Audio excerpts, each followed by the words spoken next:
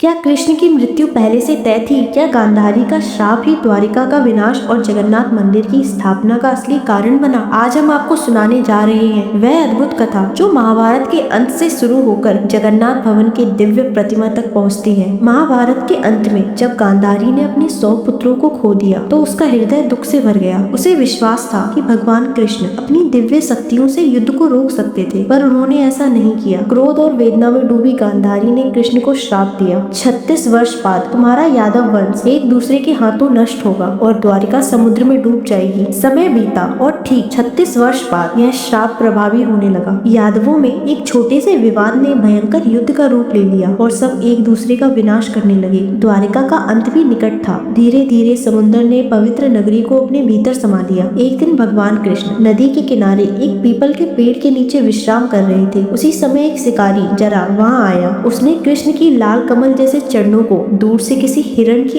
आंख समझकर तीर चला दिया। जब उसे पता चला कि उसका तीर स्वयं भगवान कृष्ण के चरणों में लगा है, वह रो पड़ा। हे भगवान, मुझे क्षमा कर दीजिए, यह पाप मैंने अनजाने में किया है। श्री कृष्ण मुस्कुराए और बोले, तुमने कोई पाप नहीं किया। त्रेता युग में तुम बाली थे और मैंने राम रूप में तुम्हें वृक्ष के पीछे से मार दिया था। वह अधूरा कर्म आज पूर्ण हुआ है, तुमने कोई दोष नहीं किया। यह कहकर कृष्ण ने अपना दिव्य शरीर त्याग दिया। शिकारी जरा दुखी मन से अर्जुन के पास गया और सब बताया। अर्जुन कृष्ण के पास पहुँचे और अत्यंत दुख के साथ उनका अंतिम संस्कार किया। कृष्ण का पूरा शरीर भस्म हो गया, लेकिन उनका हृदय जलकर भी नहीं जला। वह जीवित और तेजस्वी बना रहा। अर्जुन ने उस दिव्य हृदय को लकड़ी के पट्टे पर रखकर नदी में प्रवाहित कर दिया। बहता हुआ वह हृदय ओडिशा में महांदी तट पर पहुंचा, जहां एक आदिवासी प्रमुख विश्ववासु को वह मिला। हृदय से दिव्य प्रकाश निकल रहा था। यह समझकर विश्ववासु ने उसे एक गुप्त गुफा में नीलकमल के रूप में पूजा शुरू कर दी। अवंती राज्य में राजा इंद्रद्युम्न भगवान विष्णु के महान भक्त थे। एक दिन एक यात्री ने उन्हें बताया, ओडिशा में नीलमाधव रूप में भगवान विष्णु का चमत्कारी दर्शन होता है।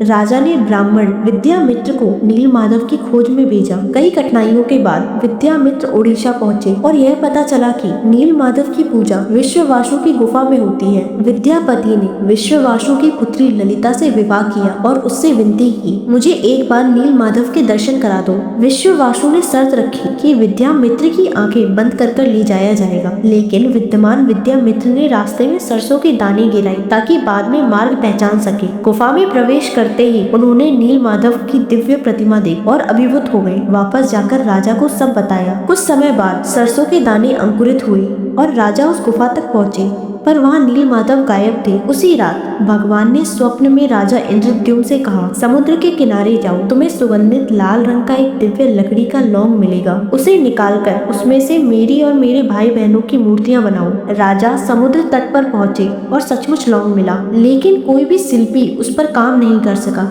तब भगवान ने स्वप्न में फिर कहा, विश्वकर्मा मेरी मूर्ति बनाएंगे। एक वृद्ध रूप में विश्वकर्मा आए और बोले, 21 दिन तक मैं बंद कमरे में अकेले काम करूंगा। अगर दरवाजा खोला गया तो प्रतिमा अधूरी रह जाएगी। राजा ने शर्त मान ली। हर दिन कमरे से औजारों की आवाज आती थी, लेकिन 15वें दिन के बाद आवाज बंद हो गई। रानी चिंतित हुई और राजा से दरवाजा खोलने की विनती की। अंततः राजा ने दरवाजा खोल दिया और विश्वकर्मा अंतर्ध्यान हो चुके थे। पीछे छोड़ गए 3 अधूरी मूर्तियां, जिन्हें हम आज भगवान जगन्नाथ, बलभद्र और सुभद्रा के रूप में जानते हैं। राजा ने जब मूर्ति को छुआ तो उसमें धड़कन चल रही थी। उन्हें समझ आ गया, इन अधूरी मूर्तियों में श्री कृष्ण का हृदय धड़क रहा है। तभी से भगवान जगन्नाथ को दुनिया का एकमात्र जीवित देवता कहा जाता है, जो अपने भक्तों की सुनते, समझते और दुख दूर करते हैं। अगर आपको यह दिव्य कथा पसंद आई हो तो वीडियो को लाइक, चैनल को सब्सक्राइब और कमेंट में राधे राधे जरूर लिखें।